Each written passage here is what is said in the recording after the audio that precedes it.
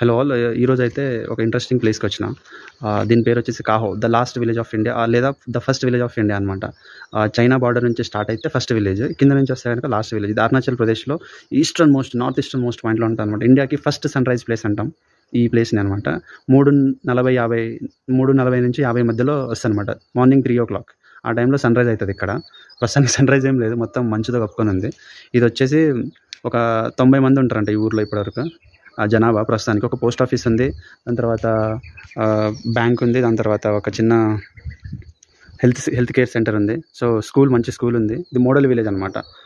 India's VIPs కానీ ఎవరైనా ఉన్నా కానీ మోస్ట్లీ చాలామంది ఇక్కడికి వస్తారంట. ఎందుకంటే piece talks with China cross borders ఏమైనా అడిగినప్పుడు ఇక్కడ ఈ ఊర్లో కమ్యూనిటీ హాల్ ఉందన్నమాట. వాళ్ళు అక్కడ కూర్చొని మాట్లాడుకుంటారంట, వాళ్ళు చైనా వాళ్ళు అండ్ మనోళ్ళు. సో చాలా ఇంట్రెస్టింగ్ ఉంది. లొకేషన్ అయితే క్రేజీ ఉంది. దాని తర్వాత లోహిత్ వ్యాలీ, అంటే లోహిత్ రివర్ అని చెప్పేసి బ్రహ్మపుత్ర రివర్ యొక్క ట్రైబ్యూటరీ, ఇక్కడ నుంచి ఫ్లో అవుతుంది అనమాట అది. So enjoy. ఇదే ఈ కాహో విలేజ్ యొక్క టెంపుల్, అండ్ ఈ వ్యూ చూడండి ఎంత బ్యూటిఫుల్గా ఉందో.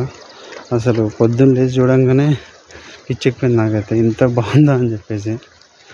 ఇంకా ఆ మధ్యలో ఈ జూమ్ చేసింది అక్కడ ఇల్లు కనిపిస్తుంది, అదే చైనా అనమాట. జస్ట్ విలేజ్ నుంచి ఒక 500 meters దూరంలోనే ఉంది ఆ విలేజ్. ఇంకా ఈ నది చూడండి, ఇది లోహిత్ నది, ఇది బ్రహ్మపుత్ర నది యొక్క ఉపనది. అండ్ ఈ బ్రిడ్జ్ వేలాడుతుంది, గాల్లో వేలాడే బ్రిడ్జ్. ఇది సగం ఏమో మెటల్ ఉంది, సగం చెక్కతో.